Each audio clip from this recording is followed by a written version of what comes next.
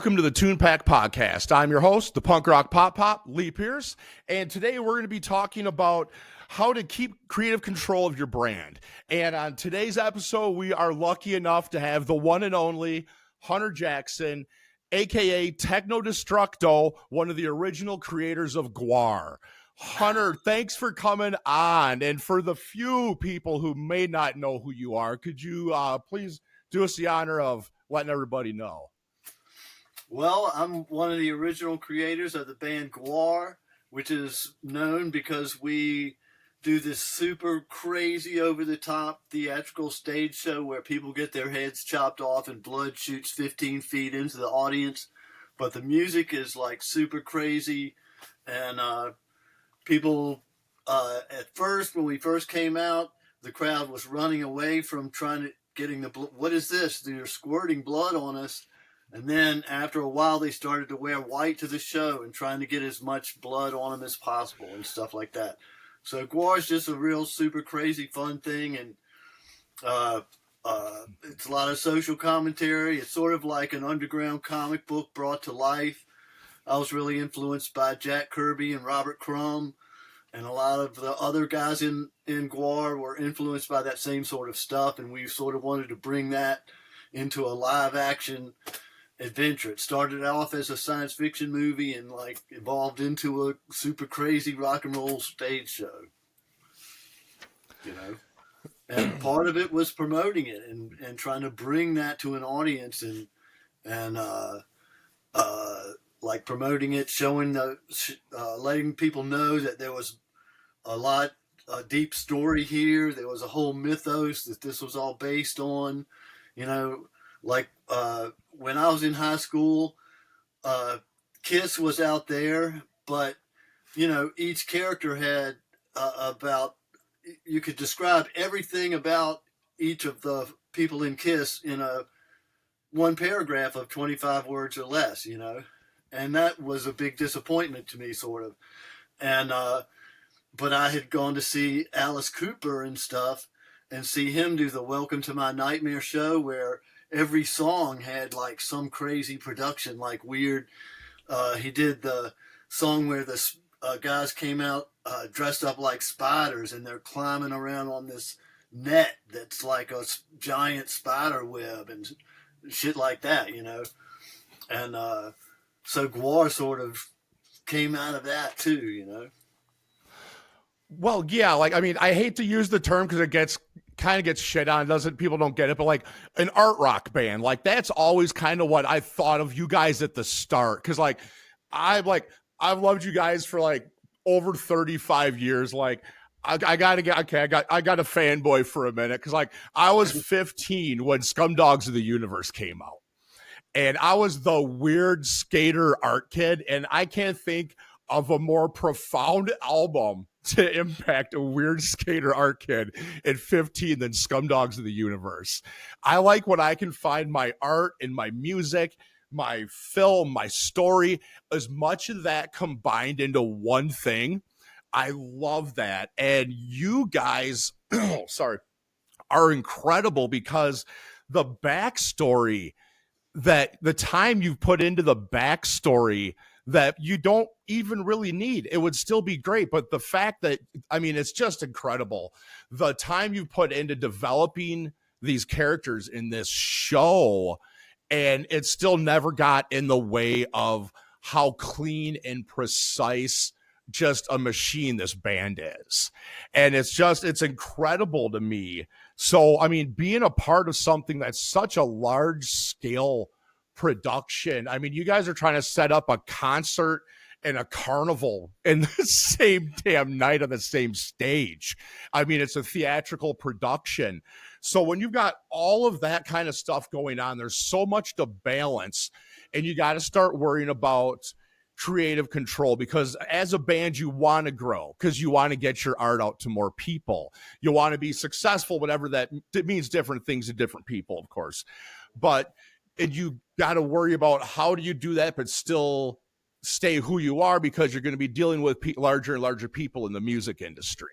So what does that creative control mean to you, being a part of such a huge, just art, you guys are incredible. anyways. A lot of it was trying to spread the word. So right from the beginning, I wanted to make sure that our there was a way for fans to get in touch with us, and I would always say, I would always put on our, make sure they put on the record our address where the fans could write to us, and we could send them a catalog of the junk that we're selling at the time, the T-shirts and all that stuff, and we could let them know where they can come and see us live and stuff like that. And this was back in the days of VHS. It was before the internet, and so by people being able to reach out to us and me being able to send them catalogs, we could sell our videotapes, because if the only way you could see GWAR was to come and see us live or get a bootleg videotape of us, you know. And so that was a way for us to make direct money and market us at the same time. And I started to put out a newsletter that it was called Mind Control Monthly, and from the beginning it was openly a propaganda leaflet about GWAR, to try to take control of your mind and make it so that all you could do is think about GWAR all the time. You know, you had to find out more because it teased you that there was a story, you know, and each issue of the newsletter would be dedicated to a different character. Sometimes it would be a villain, you know, or something like that. And so that got the people involved. And we, as I was putting this thing out, it was mostly newspaper clippings, you know, and some of them were bad. People would rag on GWAR and say that we sucked and stuff like that. But I would put them in there anyway, you know. And my attitude about it was that, you know, we're like a punk rock, crazy street experience. So if people put us down, that makes them look bad, you know, to our fans and stuff. That labels them as the man, or the people that we're rebelling against as super crazy street punks, you know, because that's where it all started. It was a real punk rock sort of beginning that sort of, as the times evolved, the music, you know, the name of the music changed to heavy metal and all that stuff. And a lot of, as GWAR continued over the years and recruited new musicians and stuff, they would bring new musical taste and stuff to the band. So that sort of evolved as well, you know, and stuff like that. But yeah, it was really important to reach out to the fans and let them know what's going on and stuff like that. So everybody should definitely try to do stuff like that.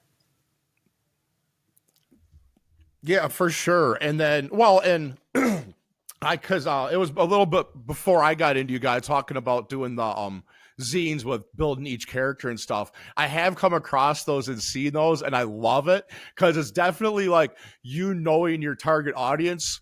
Because even though you didn't realize it was going to be the same group, but like, because those totally give me the same vibes as the old Motu, the Master of the Universe comics, that they had to build each character when they came to bring out a new character. It totally feels like that same thing to me, and I'm like, oh, you knew what you were doing. That was smart. That was good marketing. Yeah, and me and Chuck Varga, who played this executioner in the show, he was into the same weird, crazy underground comics and stuff. And so I was always trying to encourage the other artists and stuff to do their work. And Bob Gorman, too, as well, was always into weird underground comic books and stuff like that. And Matt McGuire as well. So I was always trying to get all of the artists involved so that people could see, you know, and build up all of the all of the characters, not only the characters that they played, but that these artists are all superstars in their own right. That GWAR was a group of like 12 guys who were all awesome and did each one put in their own part, not just the musicians, you know. It was like a huge crew of guys, and that's how we got so much shit done and why the show was so fucking awesome. because when we would get together and try to write it, and here we come into creative control again, because creative control can also mean, okay, who gets to drive the storyline, because in the beginning, it started out as a movie, and I would recruit these people to work on it, but I wasn't paying anybody other than, some beer Pizza, or whatever at the time. pizza and beer for the cast and crew. Yeah, exactly. So that's all I had to offer, really. So people would just run in their own direction, do what they want to do, and then we would try to sort of figure out a way to coordinate it all together into a story that worked. So we had a lot of people that were working on this crazy science fiction-y stuff, but then on the other hand, we had a lot of people that wanted to do political things. So we were always killing whoever was running for president at the time. We would always have our own presidential debate where both candidates would be killed, and stuff like that. And whoever is in the news at the time, like I remember when Princess Diana got killed, we had a thing in the GWAR show where the Queen lent Princess Diana's body to GWAR to go on tour so we could play with it on stage. And here it is, yay, and all stuff like that, So, there was always, and then we would try to weave it together into a show, and at the same time we were like, hey, we want to have a dinosaur in the show. Yeah. How do we figure that? How do we make that happen? Oh, we'll do a show where it hatches from a baby and then chomps people, and stuff like that. We can make it into a puppet that you hold in your hand and it bites, So people would come up with crazy ideas like, let's have this big bumbling redneck character come on with a big fat belly, and we can disembowel him, and he'll have his full, guts, rubber guts and everything carved and, built, and we'll make this thing in a way that we can put it back together and perform it every night after night, take it on the road, because that's the difference between what GWAR does and like a Hollywood movie thing. Because in a Hollywood movie, you might set this thing up, it would take you all day. They've been making all the parts for it for a month, and now this is the day, and you build it just right, and it explodes, and you capture it on film from 5 cameras, and that's how it works. But with what we were doing, we had to make a graphic gore effect that you could have it perform live stage show, and then you can pack it back, pick it up and put it in a box and, bring it to the next night and pull it out, and it's going to do exactly the same thing. Boom, again, so it's a lot different attitude, but that's what it was like. Well, yeah, because you don't see a lot of even like stage plays in the horror genre or sci-fi genre, because they're not going to do that much work every single night to put on that production. Like you said, that you see it on a movie set. Well, they had a week to set up for it. They only got to do one take because they got 12 cameras on it. Where you guys are doing this, you're setting it up every night. I mean, I can't imagine how many in a row you guys would have sometimes. Like, people don't do that. Like, you guys, like, dang, man. I mean, those costumes ain't light either. Foam or not, man, that shit gets heavy. Yeah. So those musicians are out there for an hour and a half playing their instruments with precision, Wow. It takes a lot. It takes a special person, a special performer to be able to do that, for sure. So with and like you said though, I see why you're a wrestling fan, so of course you get into wrestling. That's what every wrestling fan wants to do. But seeing with you talking about laying out the almost kind of the script for the stage show, or for what you guys did on stage with GWAR, well, who wants to do this? Who's going to kind of lead up this one? And I see that as soon as you started talking about that, I'm like, well, that's why you like the wrestling side of stuff, that's the wrestling business there too. Is who's going to do what, who's going to lead this one, who's going to carry the storyline, who's going to take a dive, who's not. And it's so parallel, it makes sense why you're doing what you're doing now. Why don't you get into that a little bit? Well, after I split from GWAR, and I split around 2000 or 2003, somewhere in there. And I moved to Philadelphia for a little bit, and then I ended up out here in California, in Los Angeles.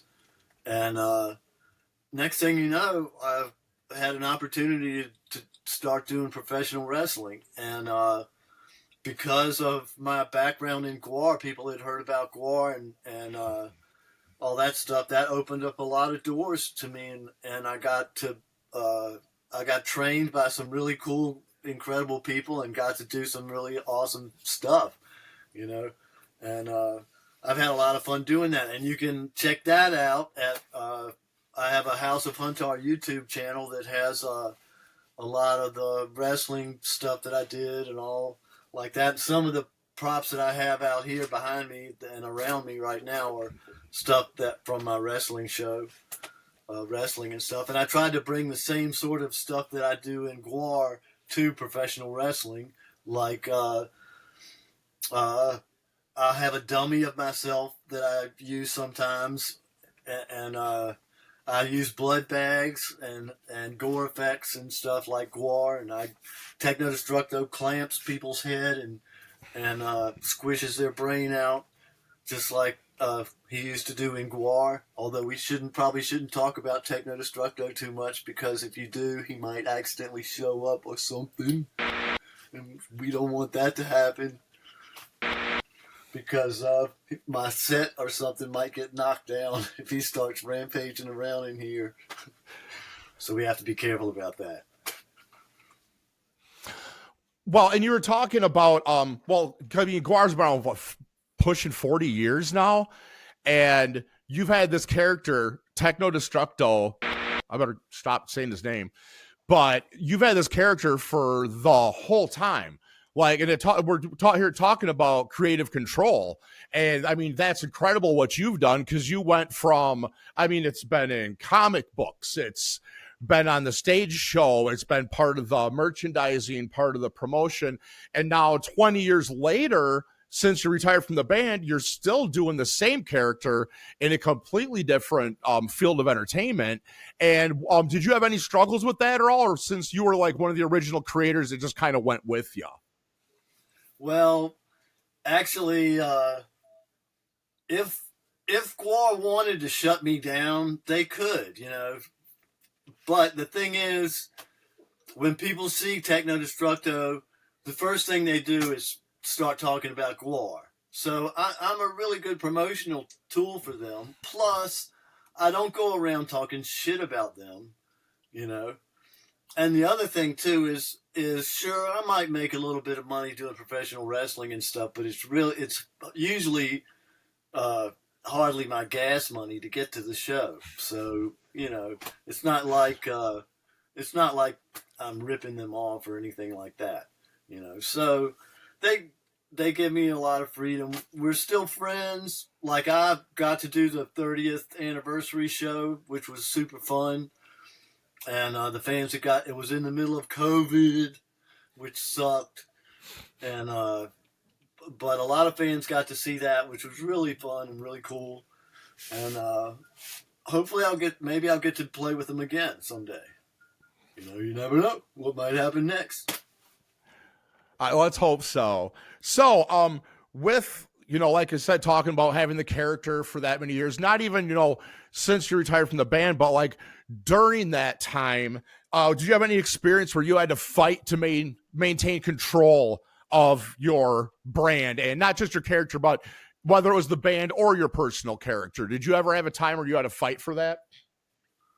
Well, actually, there was. Early on in GWAR's history, there was a point where I left the band briefly, and when I came back, somebody else who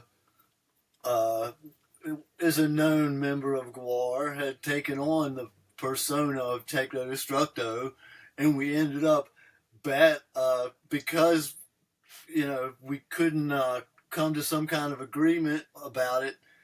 It ended up worked its way into the actual live show, and we went on tour and we're actually fighting each other to compete for the role of who was going to actually be Techno Destructo. But the way we did it, the way we worked it into the plot line was one of us would come out and then sing the song, and then on the break the second one would come out and go, I don't know who you think you are, I'm the real Techno Destructo, and I reserve the right to fight GWAR. So the two technos would fight each other, and then GWAR, after the song's over, GWAR beats them both up, because they weakened each other, and they're, so that's how that works. But maybe Techno Destructo could tell you about that himself better. Maybe you should ask him. Oh, I was trying to avoid this. Hold on. Let me switch monitors here. Hold on. Let me see if I can get them.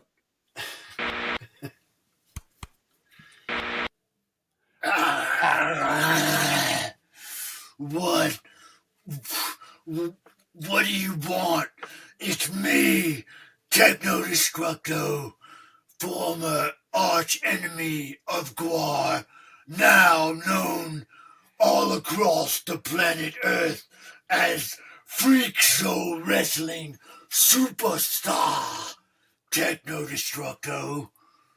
I don't know what I'm doing here, but I will answer your questions. You were talking about fighting, weren't you? And you were talking about my epic struggles against my half-wit, half-brother, Bozo Destructo, weren't you? Yes, we were, and I was wondering if you could give us a little, give us your story, because we've heard the other story, but we haven't heard yours. Well, my story is the only one that matters. I can tell you that. And I know that if I actually told you my story, it would probably cause you unbelievable permanent brain damage.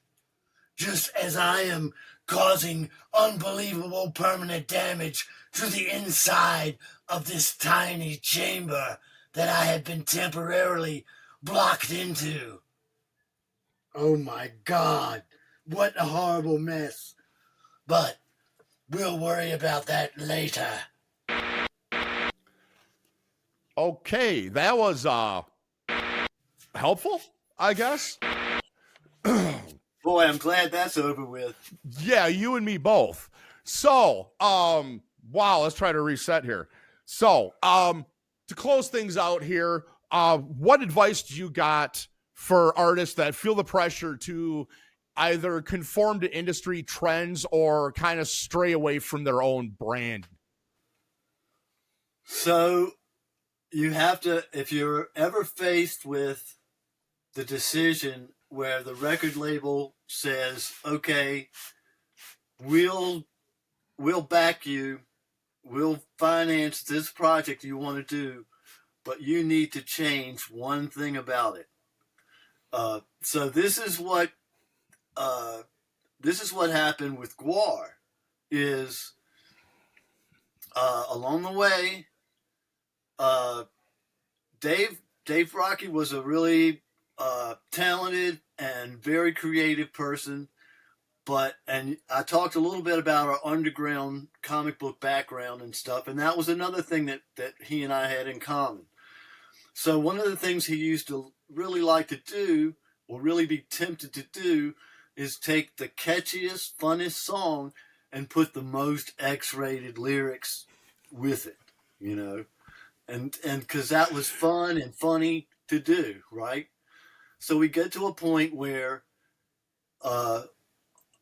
we're about to be picked up by Warner Brothers Records. It's a possibility that GWAR could get picked up by Warner Brothers Records through our Metal Blade connection and all that. It's possible that we could move up to that next step. But we had just written this song, or Dave had just written this song, and I can't even tell you what the lyrics are, but it was called BDF, and I'm not even going to say what those three things stand for. GWAR fans will probably know what song I'm talking about. The first one is baby. The first B stands for baby, but I'm not going to say what D and F stand for.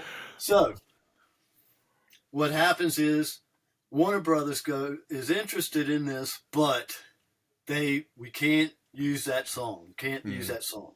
So we had a big meeting about it.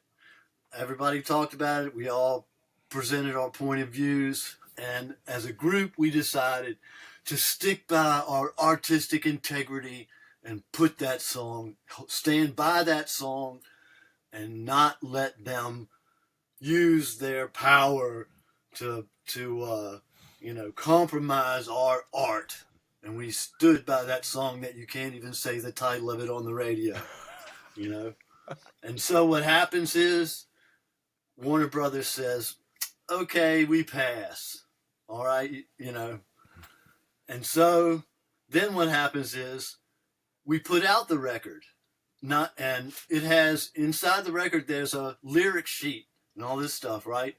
So it goes to Sam Goody's, and some kid's mom brings the thing back to Sam Goody's and says, look at this disgusting filth, even though it had a parental advisory sticker on the front.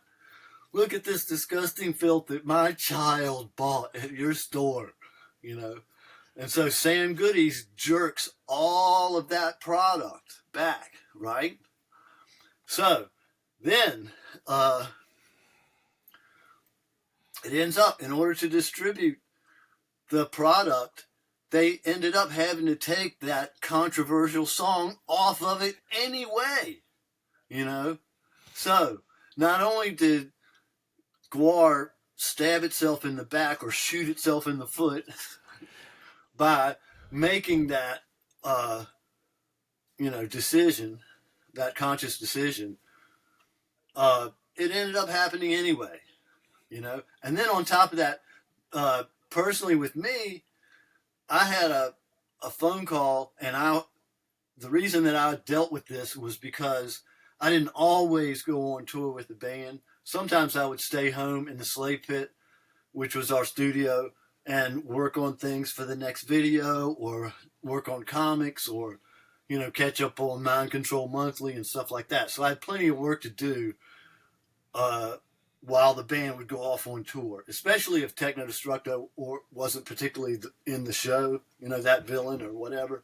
So one of these times when I was staying home watching the shop while the band was on tour, I get a phone call from the company that sells through the mail, where it says, get 10 records for a penny, that company. So they're like, they're going to put our record on that thing, on the list of choices for that thing. But, there's some offensive lyrics.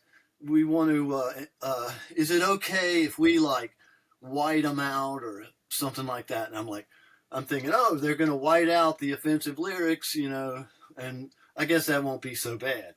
So I say, yeah, I guess that's all right. So then what happens is we have this lyric sheet that comes with the record, and when some fan brings it up to me to autograph, and I unfold it, and I'm like, this thing is totally blank.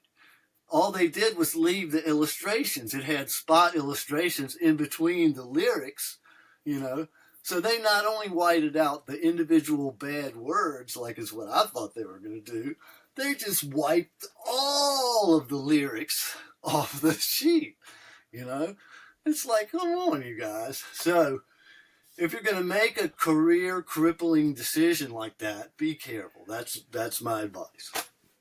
I got to get on eBay and try to find one of those copies from the mail-in ones with no lyrics. I want that on my shelf now. So watch, that just became a collectible. Well, it had plenty of room for us to sign fancy autographs on it. That's for sure. Well, it worked out good. People get a little doodle or something, man. Make even more money when they resell it on eBay. Yeah. All right. Well, man, like I said, well, we've got Hunter coming back for another episode too, but we're wrapping up here. And I just got to say again, like, having you on this show, it still doesn't feel real to me. Like, I'm sitting here realizing I'm sitting at work talking to GWAR through my computer screen. I'm Mark from Empire Records right now. I mean, that's cool, but I was not expecting that. So, Hunter, thank you for coming on. I always like my guests to promote anything that they've got coming up or anything that they're working on. Did you want to take a few minutes here? Yeah. You can check out what I've been up to at houseofhuntar.com is my official website. And I have prints and T-shirts and junk that you can check out. And I actually have a copy of the super amazing Let There Be GWAR books. You can get these at my website too. This book is like, it's a coffee table about GWAR. It's like about 1.5 inches thick. It's like super crazy. But anyway, stuff like that. But also links to my wrestling videos and junk like that. It's at houseofhuntar.com. And I have a YouTube channel as well. That's House of Huntar YouTube channel. So check that out. It's got a lot of funny wrestling videos and stuff like that. Because yes, I actually did do professional wrestling as Techno Destructo in my full gear. And I beat people up and I got beat up. And I did it for like about 10 years until finally I'm so beat up now that I have to be very selective about how much I do it. Because I've broken my ribs so many times that, anyway, that's a whole nother story. But it was fun. I don't regret a minute of it, man. Sure. I've seen the videos and it was just fantastic. It just felt right. Like it was the correct next step for Techno Destructo. It's so on brand. It's just, I got a bunch just waiting to be edited that I hope I get to put out before too long. All right. Well, like I said, we'll be having Hunter back on again. Maybe, do you think, I don't know if I want to say his name again. You think does Techno have anything he might want to promote? I hope not. I hope not. Well, I'm gonna ask him anyways. I might as well. Hold on here. Give me a minute. Frickin' batteries.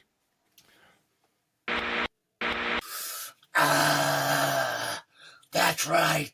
It's me, Techno Destructo. Sorry to be interrupting your interview here.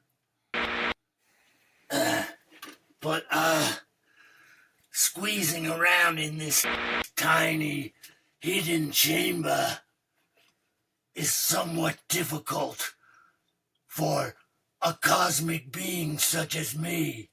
Oh, your primitive Earth devices seem to be having problems.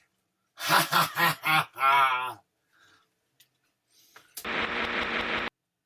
Don't forget to go to House of Huntar. Did I accidentally hit the wrong button and make everything screw up? Ha ha ha. This was my intention the whole time.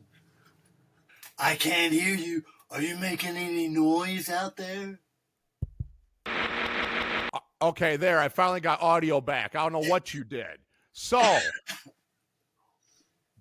I hear you've got something to promote. What do you got that's so important to tell us? Well, actually, I would like to report a fraudulent piece of identity theft that you can find out about at houseofhuntar.com.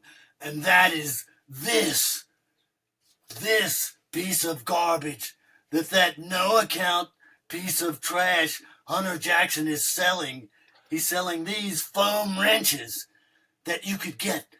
You could get a foam wrench of your very own at houseofhuntar.com.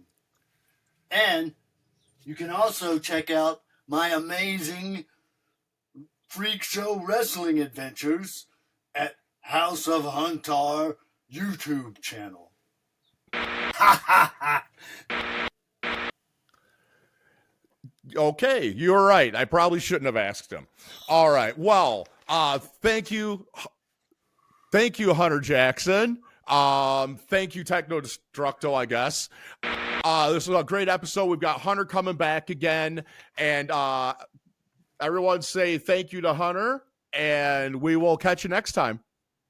Yes, thank you for being into it, and stand up for the sick fun that you crave, because there's always somebody out there to try to take it away from you.